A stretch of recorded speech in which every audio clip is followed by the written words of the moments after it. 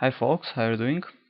In this video I want to share with you a nice game I just saw in the European Team Chess Championship, which has started a couple of days ago, more or less in the same time that this World Championship match in Chennai in India. This tournament is taking place in Poland, the capital city of Poland, and as usual it's a very strong Team Chess Championship. Lots of European nations are playing here, and dozens of GMs playing, lots of 2700. Even we got Lev Aronian there, 2800 rated. Russia and Armenia probably having the best teams there, all the chances to fight for the gold. But of course, lots of interesting and strong players like Judit Polgar, who is going to be the player with white in this game. You got there Bacro, you got Vallejo, we got Navarra, we got lots of strong players here. Rayavo, lots of strong GMs producing nice games, and it is definitely worth to follow it. And in the first round, the game I'm going to show you is from the first round. This nice game was played by Judit Polgar, who by the way is playing in the open section, not in the female one. Nothing surprising, as she has been doing that for a long time. She's much stronger than lots of male GMs, so nothing really surprising there. So there we go. See, this is the first round game, and her opponent was Allan Stig Rasmussen, representing Denmark, rated 2486, and Judit Polgar rated 2689, very close to the 2700 right now. And okay, she keeps playing like this, quite sure she will go back to this 2700 at least very soon. Okay, let's go ahead.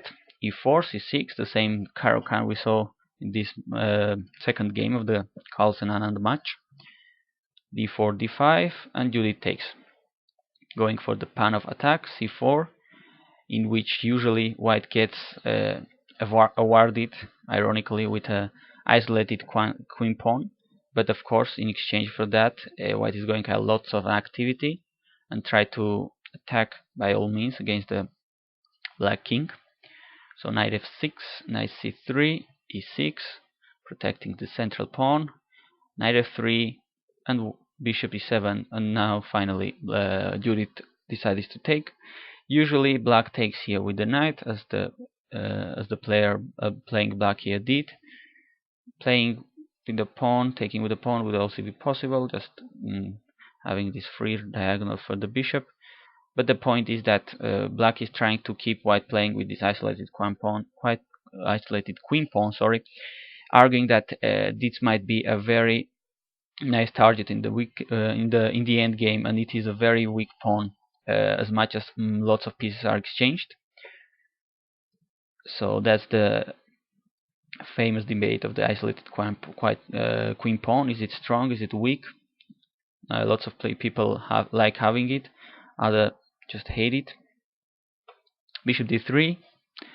Had she played it on c4, the bishop would be just staring on the e6 pawn, which is protected by the bishop and the f7 pawn. So bishop d3 is a very accurate move, just heading to the potentially castled black king. Knight c6, short castle. And let's just take a look at what the position is like. White has this famous isolated queen pawn, which, as I said, and probably most of you know, is a weakness in the end games. As much pieces are traded, and white still having this pawn, weaker this pawn is. But in exchange, this gives white this kind of pawns give white lots of attacking possibilities. These two files are available for the rooks.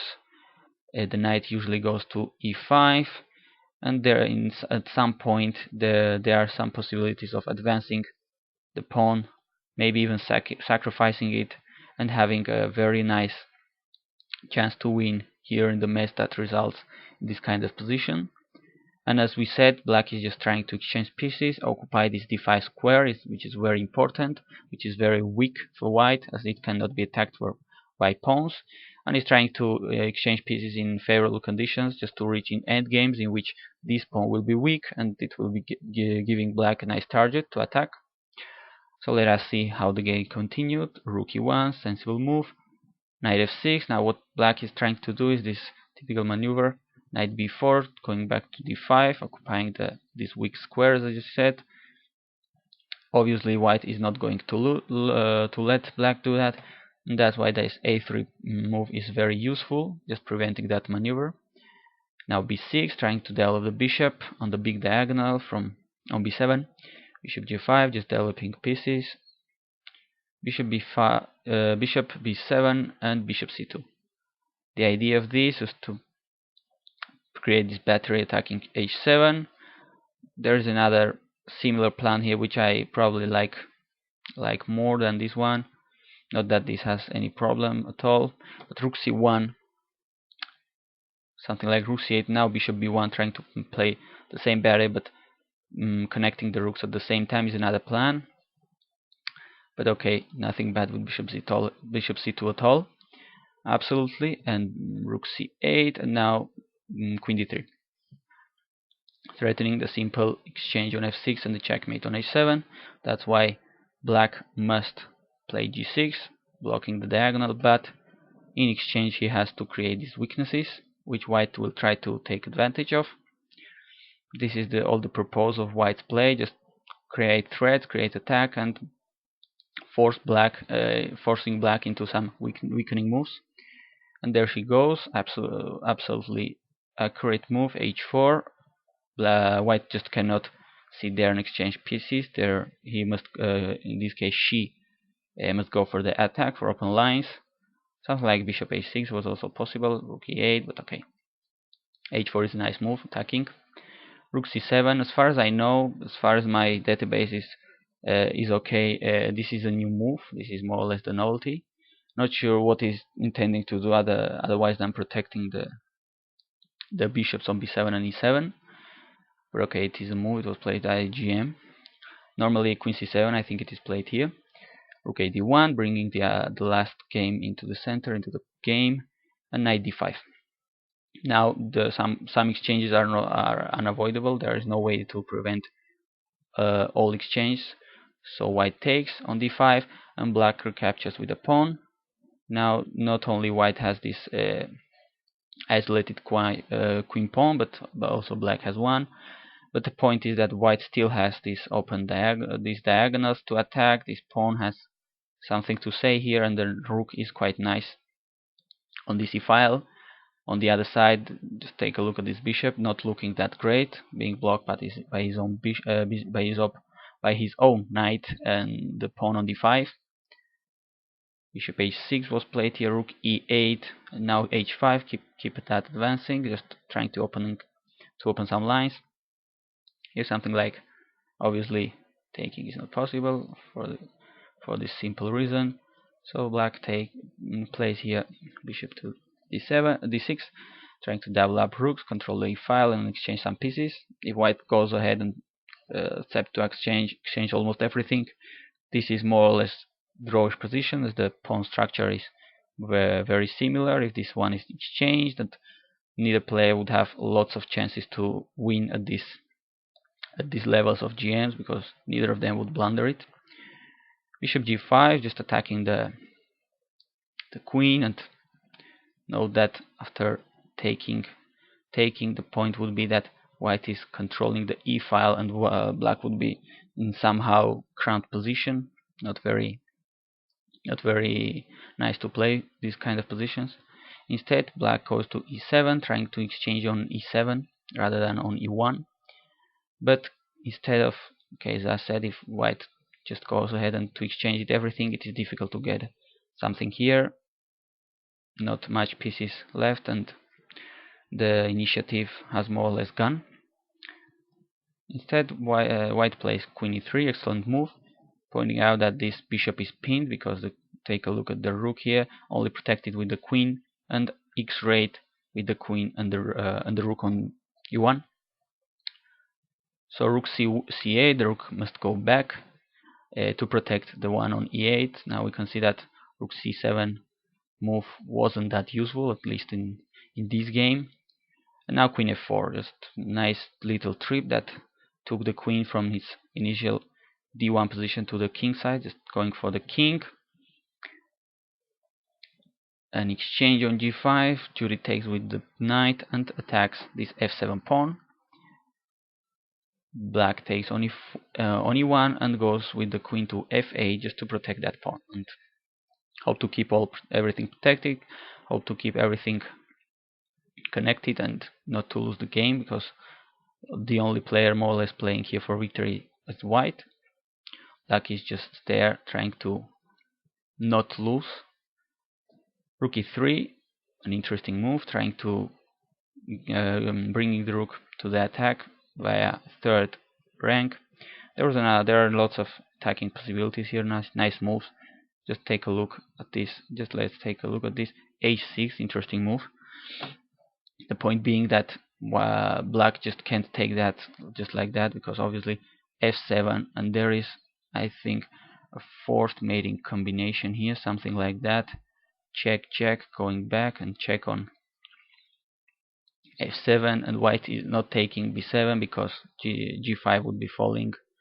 After that, after taking on c6, black might have some chances to check white king, some perpetual checks. Instead, white goes for something like knight e6, attacking this important f8 square and setting up these mating threads, like just a careless move like a5, check, check, and mate. So some interesting possibilities there with h6 and some other moves, of course. Rook e3, a very accurate and very logical move as well, bringing the rook to the attack. Rook e8, and of course Judith doesn't want to exchange that. She goes for the king. She goes for the attack here on the king side. Knight e7, trying to bring some other moves, some other pieces, sorry, to the king side to keep it all protected. And rook f3. Another interesting move, which might seem not to be that much because f7 point is protected, but just take a look at what's going on. If say like a careless move like a6, a sacrifice on h7, and after take, well, if black doesn't take, the knight will probably go back to g5 and take that pawn just for nothing. If take, check, check, and white takes on f8, having an advantage of being up the exchange and a pawn, and obviously this being easily won game. That's why black played f5 to try to stop the threats on the diagonal and on this open f file. And now Judith goes to a4, locating the bishop, attacking the rook on e8, bishop c6, trying to exchange some pieces, which in fact she accepts. I think like something like bishop b3 would also be interesting, keeping the bishop playing and trying to keep the attack going. But okay, bishop is taking on c6 is very logical as well, because now this knight can't go to that much squares. This one is not possible. e5 is not possible. d4 is guarded, while this other knight is much stronger, is attacking the king, has lots of possibilities. Rook g3 played here. Let's just take a look once again at what would happen with a careless move like nothing move a6. Queen c7, attacking both the 7th rank, the h7 pawn, and the knight on c6. And if knight e7, taking first on g6, and queen d7, trying to bring the queen into e6 with the decisive effects, like something like another waste move, a5, queen check there, and a forced, well, black is losing the queen and then being mated. So black must be always careful. If you have that much pieces against your king, you definitely must be very careful always. There are lots of tactics everywhere. h6 was played here, and well, queen c7 was also possible here. It was not played, but another interesting possibility. And after something like knight e7, the knight could go to attack in this king side. e6, attacking the queen, something like f7, protected with d7, and now just black once again must be very careful of, because white is threatening some things like knight e8, attacking the queen, which is at the same time the only one who protects the rook on d8. So something like rook f8 wouldn't be that great, because checking on g7 with the rook, and after take knight f7 check, and black must lose his his queen for the knight not to be checkmated, at least at this move. So just to point out that there were lots of interesting possibilities. But anyway, she decided to go to f3, a very nice move as well, not bad, just coming back for the time being, and setting that other threats to take on g6, etc. Here black played g5, just trying to get rid of some pieces out of the king side. Here Judit decides to go for this sack, very interesting and very accurate one. Instead, queen c7 now wouldn't be that effective, because after something like queen f6, black is keeping everything protected and there is not much attacking potential here. But this nice sacrifice on g5 is double exclam, very nice move. After taking, Judit takes correctly with the rook. Otherwise, taking with the queen wouldn't be that accurate, because after king h8, white cannot check black king right now, and suddenly this knight could take here on d4, and if it comes back into life, and black succeeds in exchanging some pieces, don't you forget that white has just sacked a knight, would be easily losing. So the initiative must be kept at any cost. Rook takes g5, and after king h7, the rook takes on f5, just another pawn, and keeping the attack going. A check on e1, king h2, and now a move that seems a nice one to exchange pieces and try to take advantage of the fact that white has sacked a pawn, sacked a piece. But in fact, this move will be very important, not for black but for white, because he will take advantage of this queen situated on b8 later. Right now it is pinning the queen to the king and trying to force the exchange. By the way, this did not happen, but the exchanging queens seems that would be something winning as well, because just take a look at this knight, just went back to his starting position. And although white sacked at knight, there are too many pawns for the piece, and lots of them are protected and passed, so connected passed pawns. This must be winning for white.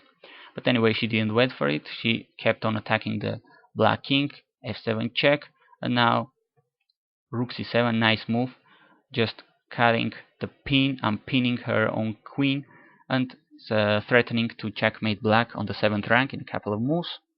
That's why black plays knight e7, just cutting the communication on the 7th, but white has still lots of resources like h6. Don't you forget that pawn that went so far just to attack the black king, and now we can see it wasn't useless to move that pawn. Rook e6, trying to bring back the rook to the defense, but now something like queen g3 is forcing a win. By the way, careless moves are not allowed here, but because something like a4 and the rook was taking on h6, and white maybe has to go back and be in an equal position, lose the pawn, because otherwise if he takes, taking on c7 would probably lead to a victory. So black, the piece might be very useful here to chase the queen and to control the central part of the board. So instead, Judit goes for the very correct queen g3 check, and as we will see, she's going to take advantage of this pin or discovered attack, as we will see later, on the taking advantage of this awkwardly placed queen on b8. Rook g6 was played. The rook is protected by the knight, obviously. But after a move like h7, black player, the player playing back here, resigned. Let's take a look at which was the reason he resigned. There is no solution for black here. Obviously, black is losing. Basically, wherever he goes on the 7th rank, this covered check is an possibility, taking the queen. If he goes to f7, same move, and if black goes to f8, that's not a really an option because white is queening and checkmating. And going to h8 was probably the most stubborn move here, if there is anyone here. So e5 check, getting into, taking here wouldn't be that good because white can even choose how to win, either by taking on e7 with the rook or with the queen. So after queen e5 check, if rook g7, now note that this rook is pinned and is not protecting this knight anymore, so white takes the knight on e7, tries to exchange his queen. What else? Because there is a threat of checkmate on g7, so black should take, and after this, even if black takes on h7, here these two connected passed pawns are going to give white the full point. Note, as I said earlier, black has no other possibility than exchanging queens because checkmate is threatened on g7, and something like here trying to protect would fall into rook e8, winning the game automatically. So okay, after h7 check, black just resigned, giving white an excellent victory. A nice game by Judit Polgar in her usual attacking and imaginative style. And okay, they're doing a very good job so far. Hope we can see very interesting games here as well, not only in India in the World Championship match. For those of you living in Europe, these games are very easy to follow because they are starting much later than the India games, than the World Championship games, so you could easily follow both tournaments. I encourage you to do so because they are definitely very interesting players here, very interesting games being played, strong players here, strong GMs. And that was all for today. Let us see if we have interesting games here on the World Championship, and I'll try to bring them all here to try to explain them as much as possible. And also we'll take a look at this European Team Chess Championship in Warsaw, Poland, trying to find some interesting games to show them here on YouTube. Thanks for watching, and see you in the next video.